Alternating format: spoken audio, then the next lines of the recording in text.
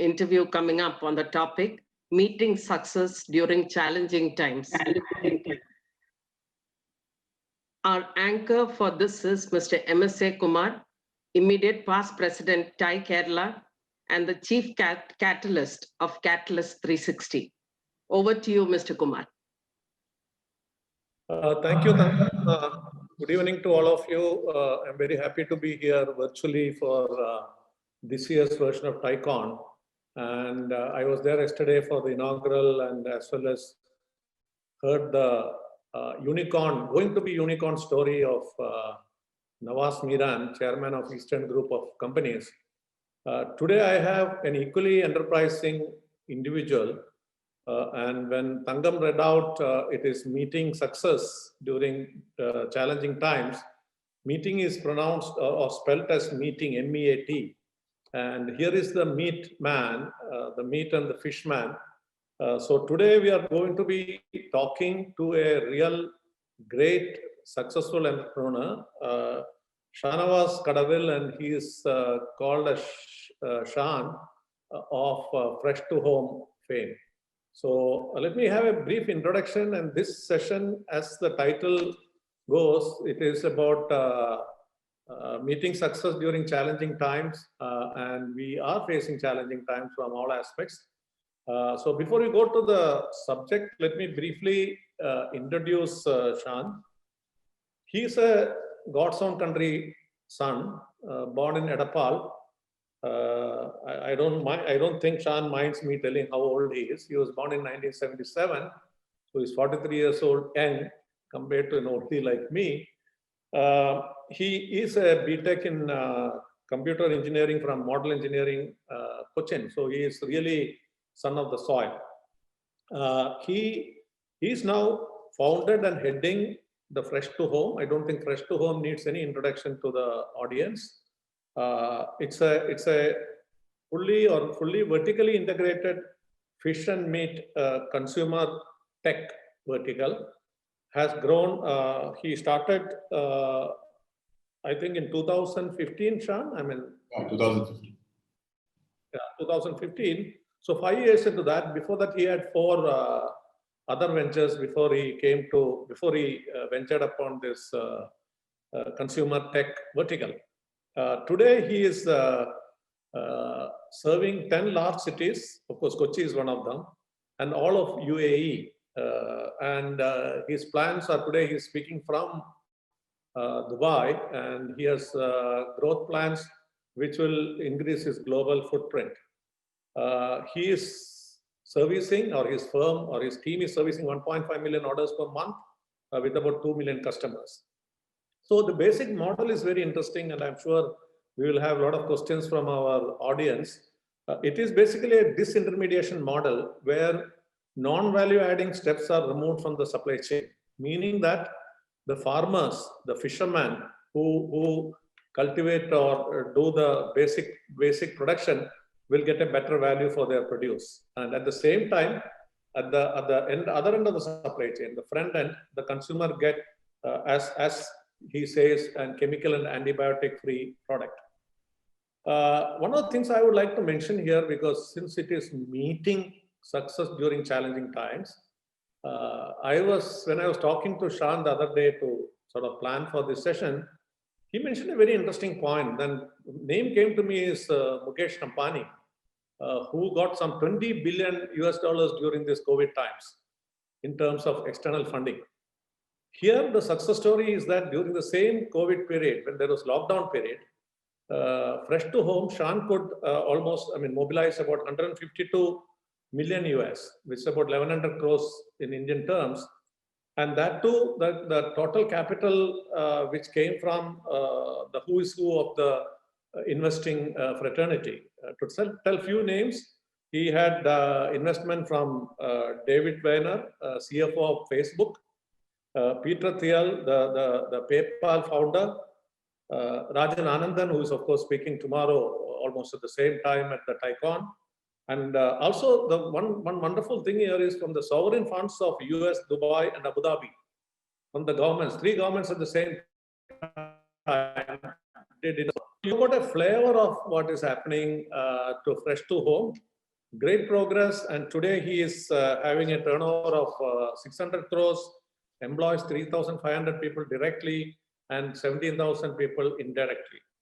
Last two things, we have Shan also is the chairman of DBox Tech, which is an infrastructure security domain organization. He is also an advisor. He was the CEO of another company called Zynga. I hope I pronounced it correctly, Shan. Zynga, which is a social gaming platform. You know, the social gaming platforms like Farmville, Cityville, and all that. He's an advisor there to this company. He used to be the CEO of Zynga in India. He's a patent holder of big data and cloud computing, and he is also a participant in the World Economic Forum deliberations. So I think that is enough. If I keep talking, I will, intrude into Shan's space. Now the format, what we have decided, Shan and me, is he will talk or present for about 25 to 30 minutes, and then we'll take questions from the audience.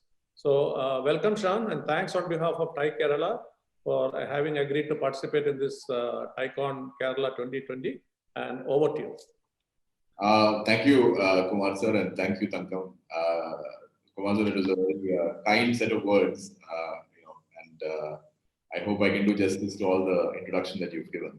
So I wanted to talk through, pun intended, about meeting success during this particularly challenging time. Right? COVID is not just a medical pandemic. As you guys are all aware, this is one of the largest economic crises that we have faced. Right?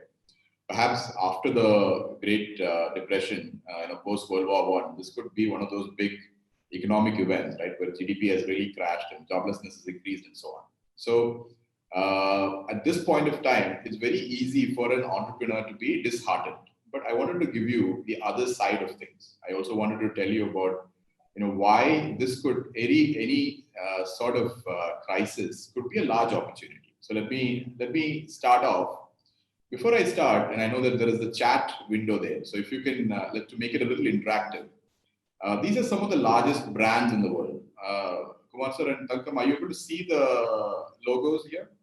My screen is it visible? Okay. So,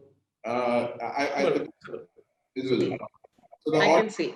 Question to the audience, and if you can do that in the chat, is we've got some of the best brands here, right? Burger King to Disney to General Motors to Microsoft. Can you guys tell me what is common to the time period in which all these different brands started? And I've mentioned the time period here. Can anybody guess? I'll wait for the chat window to get answers from the group.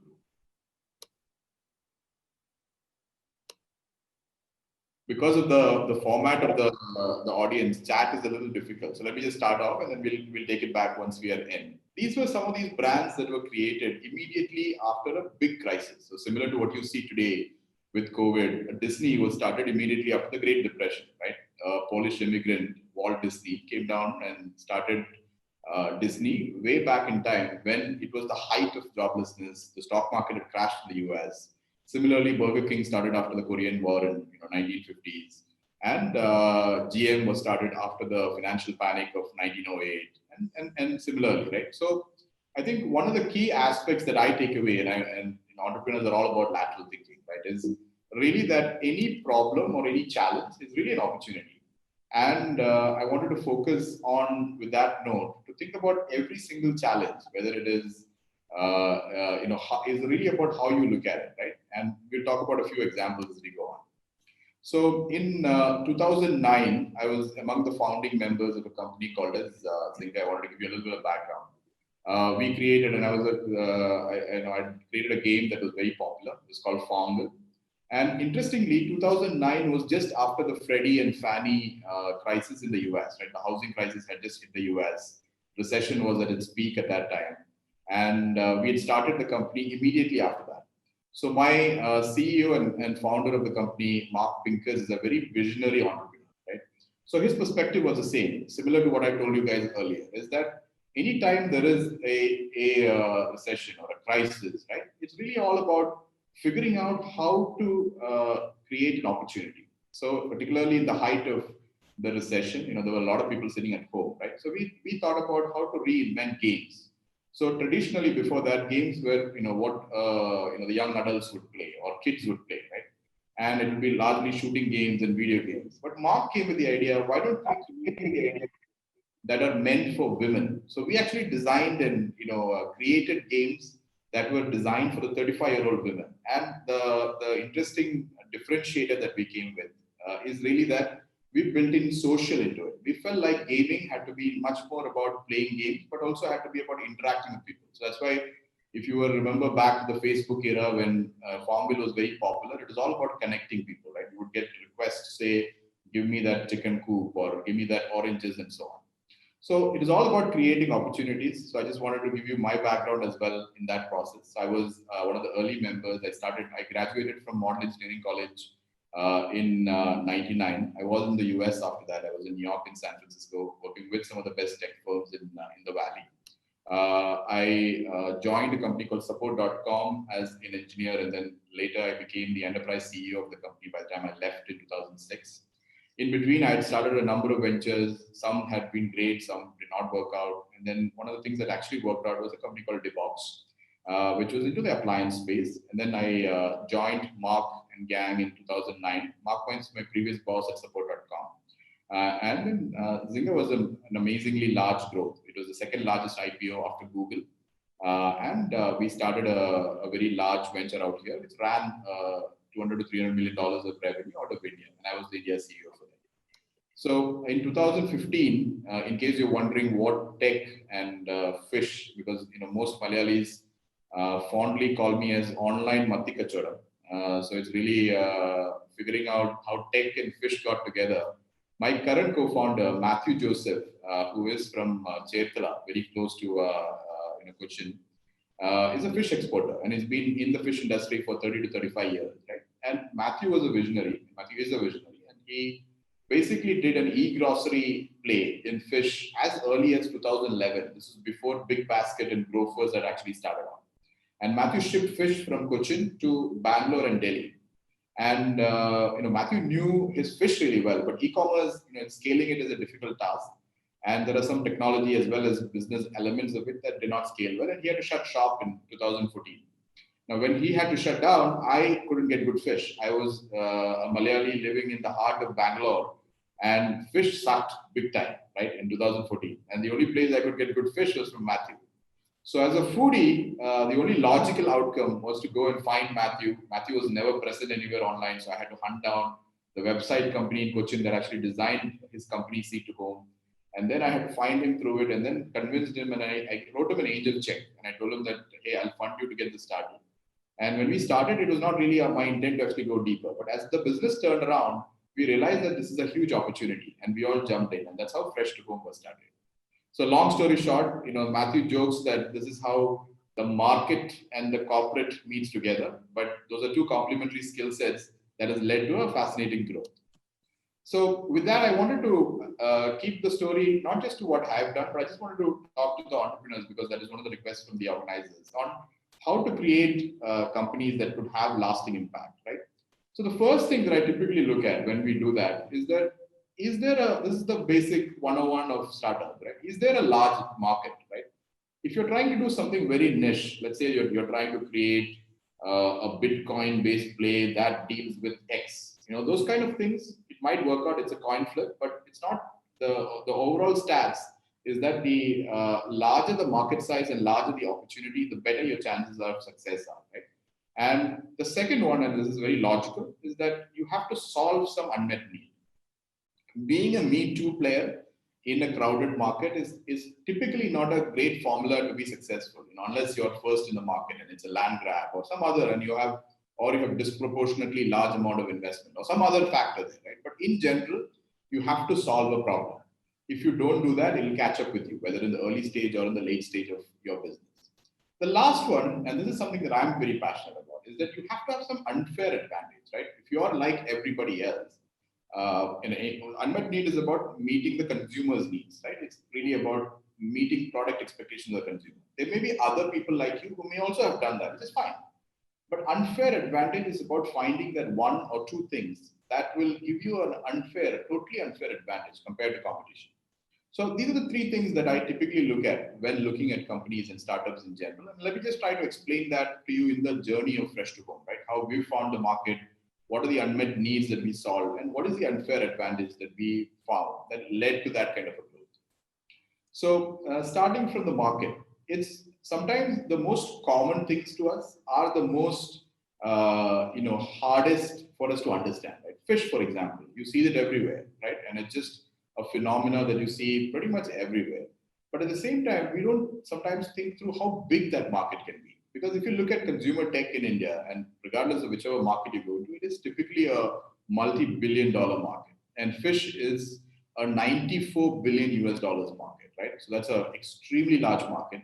And very important other factor is that this market was ripe for disruption because 99.7% of this market was through wet markets. And organized players were only 0.3%. Just to put that in perspective, and I think sometimes it's easier to show people an example. If you take all the English movies that were created last year, right, in Hollywood, and Hollywood is an extremely large market that gets billions of dollars of investment. And if you take all those movies together from last year, it was only $50 billion. So India's fish market was actually twice, fish and meat market was twice the size of the entire English movie industry together, right? So that's putting you into perspective. It's an extremely large market. So as an entrepreneur, the first thing that I would advise you to look at is to look at large markets, right? Large, big market, and any consumer market in India fits that bill. The other thing is to find that unmet need, right? Find what is that unmet thing or that unmet need that consumers or some other components, actors in the system are not able to track. So when we looked at fish and meat, when you look at sort of advertisements, right, it was about food. It was always, these pretty pictures that you see, right? It was all about adjectives like GMO free and responsibly sourced and so on. But if you are ever to go into a fish market or a meat market, the pictures would be like this, right? This is really the real state of what a fish and meat market is, completely unhygienic, and what needs to be kept between 0 to 4 degrees centigrade. Without 30 minutes of such temperature protection, it will have bacterial decomposition. But if you go to any of our mutton stores, you will see mutton hanging from morning to evening without any refrigeration. So this is really the problem that we went out to solve, right? And these pictures are all very self-explanatory. And purity and hygiene, and then addition of chemicals in particular, because of the fact that the supply chain is so unorganized. And from a city like Bangalore to come from Cochin, it takes about 3 days for a fish to come from there, right? So, and nobody has the kind of cold chain, because cold chain is extremely expensive. So as a result, people add ammonia, and ammonia is a very common additive. There may be most unscrupulous people who add much bad stuff, but in general, because of the middlemen in the supply chain and because of the unorganized nature of the business without a cold chain, there was a real problem for the consumer. There was also a real problem for the farmers and fishermen, right? And because the price of their produce would get marked up because middlemen are very common in the supply chain. So this was the unmet need, or the product market fit, or whatever language you use to describe it, is really what we ended up solving. So going back, we identified a large market. We went back and saw what the unmet need was, and we took a crack at solving that unmet need. The unfair advantage, right? So this is really when we started getting a huge amount of market traction. So the unfair advantage that we created is that we started offering certification for our products. So we started putting together, if you go to our website or our app, you can actually publicly download the certificate of the last poultry that was sold by us, or the batch that was sold by us. And you can see that we've tested for 100 or 120 antibiotics. And what those are, and it's by accredited labs like QV, SUD, and so on. Similarly on fish or meat or the others. So the whole value proposition to consumers was about being fresh and also without any preservatives. And we communicated that through certifications. And with this whole reason to believe that we had given to consumers, we grew really rapidly.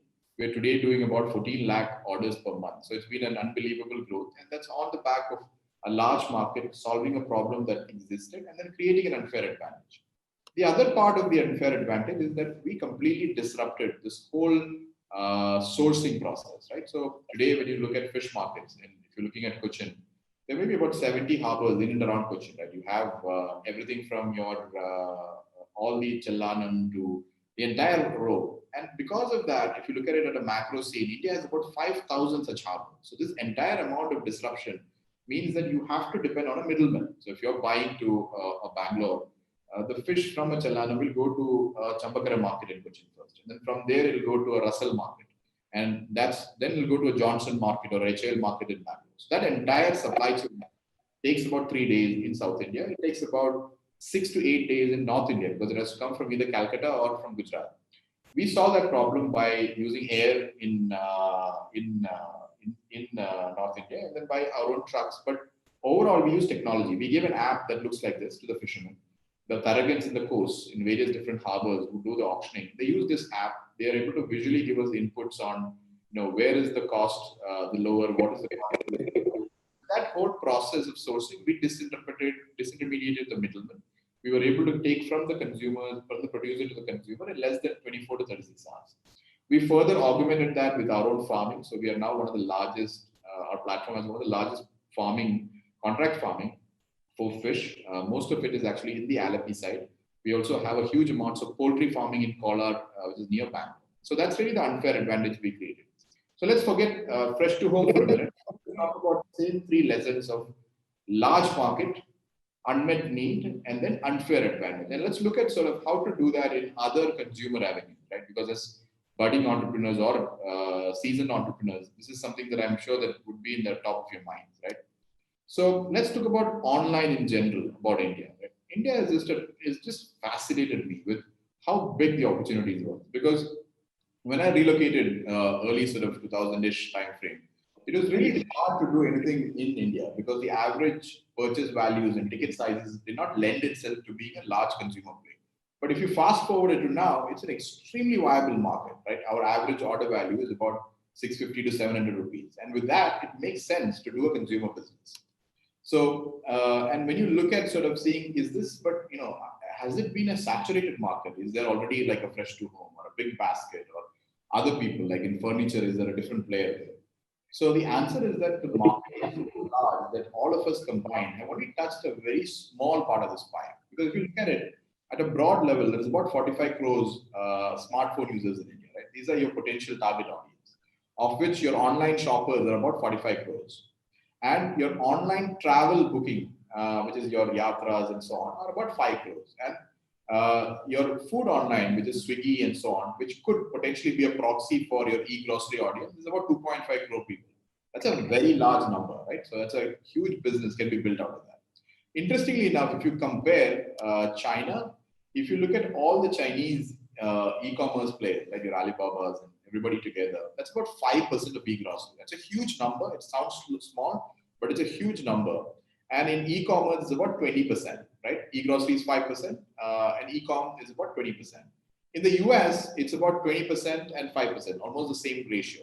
But if you compare that to India, 3% in e-commerce, and I think I got that e-grocery is wrong. It's actually 0.3% in e-grocery. So e-commerce at 3% and e-grocery at 0.3%, right? So the opportunity is so large. So even if we get India e-grocery to grow from 0.3% today to the 3%, you're talking about 25 crore people that you could potentially address. So we are all at the tip of the iceberg. And if you've seen sort of huge inflow of capital as well as attention into the online play in India, it's largely because of this large market size, right? And the rapid growth that it's going through. So, but at the same time, going back to basics, let's look at being a generalist versus a specialist. Look at the unmet need and unfair advantage before you jump in. Now, I wanted to look through, particularly in light of the challenges that are facing, right? Because we all talked about COVID. Now, COVID, as much as it becomes a challenge, it is also an equally large opportunity because at COVID times, pretty much all online industries have grown, right? For example, we've grown about 3 to 4 times in the last sort of 12 months. And we could see the same sort of growth in any education companies, the Baijus of the world, or anything that has got some amount of e-com on it, right? Or if you look at it on other elements like good food or, preservative-free food or something that has got a health component to it. So I think it's really, the biggest lesson is really to talk about figuring out a challenge is to figure out the opportunity, right? A challenge comes with an opportunity. It's just about finding that and then adapting your business or pivoting yourself doing that. So I did a look around sort of in the ecosystem. And one of the key things you could find, and this is the question that will come to most of your minds, right? Like, doesn't it require like cutting edge technology to get into online? So the answer is no, it does not. Because if you look at sort of e-grocery in China, for example, the bulk of the growth of e-grocery has actually come from mom and pop shops or SMEs and so on, was gone online. For example, Pinduoduo, which is PDD, is one of the largest e-grocery companies. But when they started, it was a smaller venture which ran on top of WeChat. WeChat is the equivalent of the WhatsApp in China. So that ecosystem is now becoming much more mature. You don't really need to create your own platform. The platform is being built for you. WhatsApp has now introduced WhatsApp Pay and WhatsApp Card. So it's a very viable methodology to actually start. In fact, people like us who have our own stack are now increasingly looking to players like WhatsApp, because the customer traction is really where any consumer brand would like to go into, right? Similarly, Facebook has started its Facebook shop, and I'm sure that there'll be a number of similar opportunities all the way from your Shopify's of the world to WhatsApps that you could lean into. So having a platform is not really a key requirement anymore to actually jump into the online side. Now, going forward, I also did a Google search on what are the trends, what are the ideas that people are searching for, right? Because it's not really all about, the first question was really about the large market, and we found that India's consumer market is as large as it can get, right? Any consumer play in India is typically anywhere from 1 to 2% of penetration. So it's not more than that, right? So essentially it's a huge opportunity. But when I did a search on Google Trends, I saw that March, the biggest keywords were around immunity and GMO free and so on. So it's all about sort of consumers really care about health right now. So if you're looking at opportunities, health or healthy food is really an opportunity, an evergreen area for creating an unfair advantage. Since this event is now, although it's virtual, it's happening in Kerala, I thought let's talk about a few things that's very close to Kerala, right? Because we are all grown up with Ayurveda and seeing our different kinds of natural resources that's abundant in Kerala. So I thought we'll look at a few examples, right? One of the biggest industries which I think can potentially have a disruptive impact is about algae. Algae is a huge business across the world, various parts of the world, and algae is synonymous with healthy food, right? If you look at the omega-3 that you get in fish, it comes from the algae that it eats. Similarly, there could be potential use of algae in natural food colors, which does not use any preservatives, or in natural health products. So algae could be a very disruptive area, and it's very abundantly possible in Kerala. It's one of the things that I would look at in terms of disruption, right? The other one is I was browsing through the Amazon's US website, and one of the things I saw was this whole curcumin or curamin extract. It's extremely expensive, right? $200. And this is nothing but our turmeric, manjal. So it was very interesting to see this stuff. And then it also was very interesting to see other products, right? This is another one I saw on Amazon US. It was about $1,000, about 70,000 rupees for our muringakai. Your very powerful muringakai is being sold at about $1,000. So this is all really about finding out what's that unmet need, figuring out and how to market that. I know that there is meatless meat is now one of the biggest trends all across the world, right? So Impossible and Beyond and all are making waves in the industry now. But I think a bigger source of that could be the plant material. I know that Kerala is disrupted as a success story around jackfruit and chakka, but I think that could be a big area to think through, right? The next big meatless meat could potentially come from our very own chakka that is there in pretty much all of the Kerala neighborhoods. So I think it's really about imagining, really about identifying opportunities and then figuring it out. So I'll because we're ending very close to the time, let me just go and go through a few areas and learnings that I've had, right? And I don't know whether we have too much time because we are about the end of the time, because otherwise we'll not have time for questions. But a big part of being an entrepreneur is also learning that anything, particularly a high-tech venture, typically the chances of success are less than 10%, right? So failure is a big part of a success. And you have to just fail early. You should not wait for 2 years and fail. You have to fail. If you're failing, you need to fail that within your first 3 or 6 months. So this is one key learning that I've gone through. I've had tremendous failures. My first venture was a crazy idea about exporting shark fin from Dubai. We'll go about it in a different topic, but it was a big failure. And then similarly, I've had multiple ventures which have been a failure before I've learned on something that was successful. The other one is really about co-founders. I think there is no company, there is no I in a company. Right? It's all about a team of co-founders. We are 7 co-founders, and it's almost like a marriage. And we really couldn't have created the company without them. So even if you're thinking about something, please start thinking about requiring the key elements of your team. And generally, it's almost always a good idea to get them as co-founders versus employees, right? Because especially if I'm in a serious startup, and if I'm even a venture capitalist or trying to fund a company, I look at a team of co-founders versus a group of individuals. The other one is about using data. So you can dream and you can create your ideas, but please A/B test them. A/B test is a very vernacular that we use very commonly in our industry, which is to test 2 kind of variants, A or B, and then figure out which plan to go to. I'll stick to the others, which is simply because of the in interest of time. But I think finally, when you do something, you will feel that the sense of purpose is coming. That's really when you know that you're on the path of success, right? For me, that came in when we started actually giving food without chemicals to people. We also realized that the value creation that we are creating has to be across both Bharat and also the big India, right? Because Bharat is very different from India. And I've realized that especially as we've gone to all the harbors and all the coasts across various parts of India, right? Their lives are much difficult for us to imagine, right? 2 months in a year, it's trawling ban. There's no livelihood for them. So it's really all about figuring out the Bharat versus India and then mixing them together in your business and then sticking to your values at scale, because it's very difficult to stick to them at scale. I'll skip the funding topic right now because it's just a lot more bigger topic. And with that, I'll open it out for questions, because otherwise we will not hit the time in the process. So, Mr. Kumar, over to you for the questions. Yeah, thank you, Shan. Can you hear me? I can hear you loud and clear. Brilliant. Can you stop the screen share, Shan? Sure. Okay, great. I am just seeing the chat box. I don't think there are any questions came, but I have few for the learning from your brilliant experience. I think large market, unmet need, unfair advantage is what you mentioned. And your first chart was about every challenge is an opportunity for an entrepreneur. Can you throw some more light on a perishable item like seafood, fish? Yeah. How do you ensure the last mile connectivity? That too, when your brand, the whole supply chain is based on fresh to home. Can you throw some light on that? I'm linking it with the thing which happened immediately after the lockdown was announced. I was listening to Hari Menon of Big Basket, and he told like he wanted 150 delivery boys, the way the demand suddenly zoomed.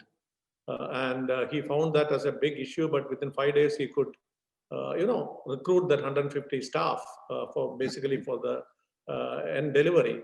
So can you throw some light on, for a perishable item like yours, how do you manage the last supply chain, the last end supply chain? It's an incredibly hard challenge, and it's taken us about 5 years, actually 4 years in the first 4 years to actually build this out, right? Because that's why we started with just one city. We started with Cochin and Bangalore first, and then started Delhi after that. And so it's taken us time, but this is a big challenge. And what we've done is that we've done 2 things. One, we've invested in regular infrastructure. We've got 600 trucks and 6 large processing centers in various different cities, about 50 collection centers in various different harbors, and then chilled vehicles. There are some 2,000 chilled vehicles.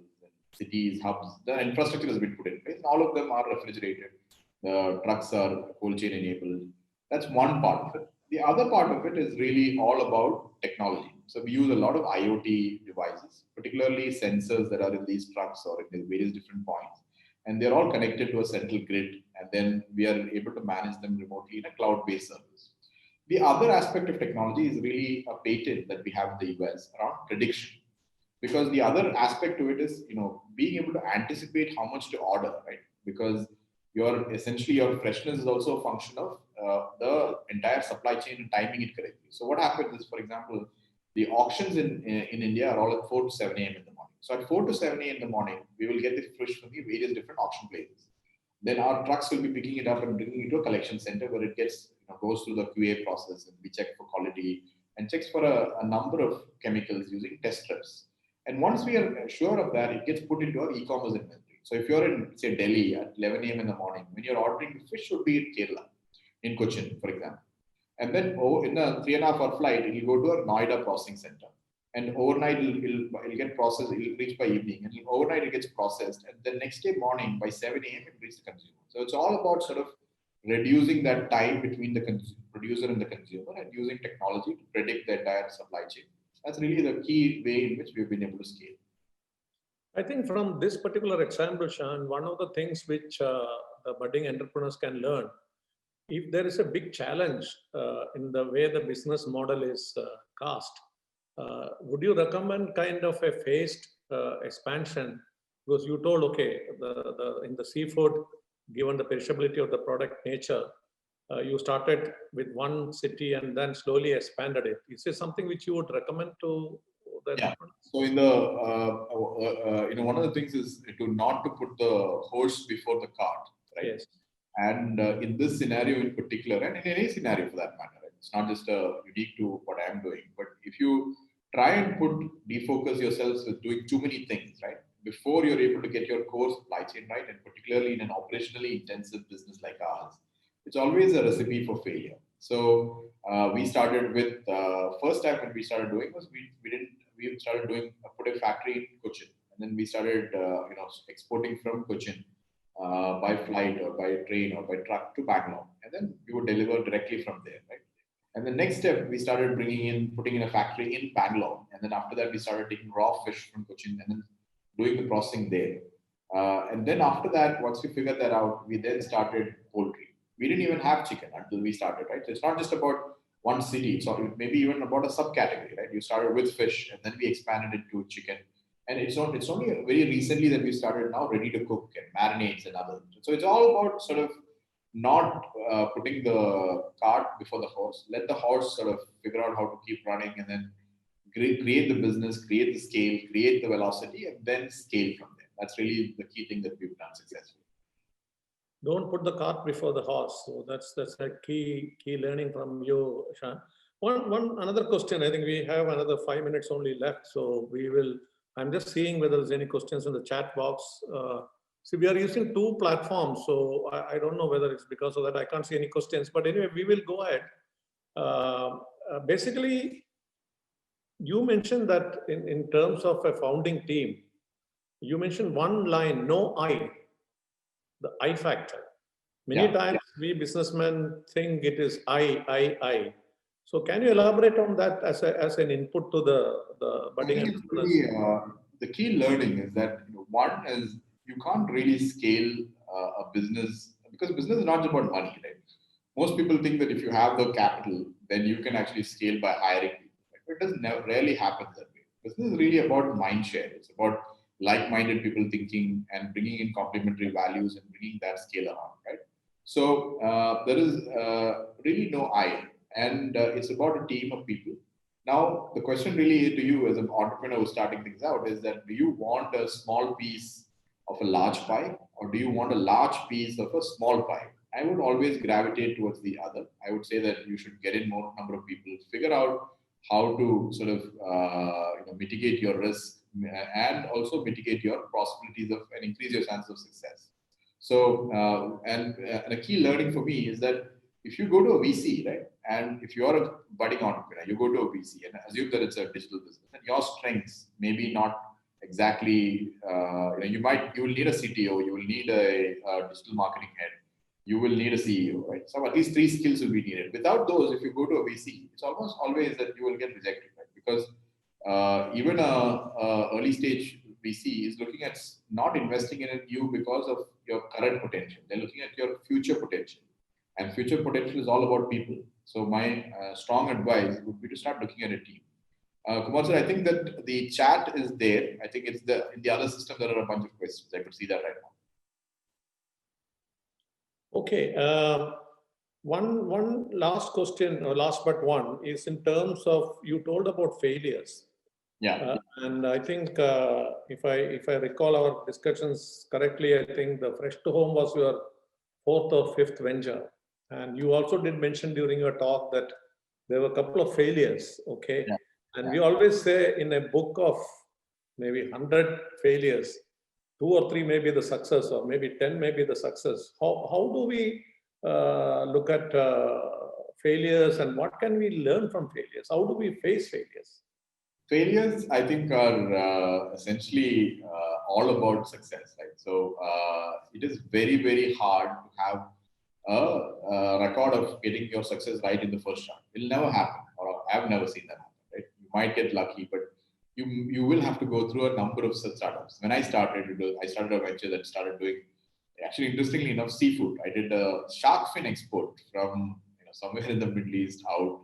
It was a total failure. Didn't work out at all. And then after that, we started something else, right? So there was a bunch of different learnings that you have to go through.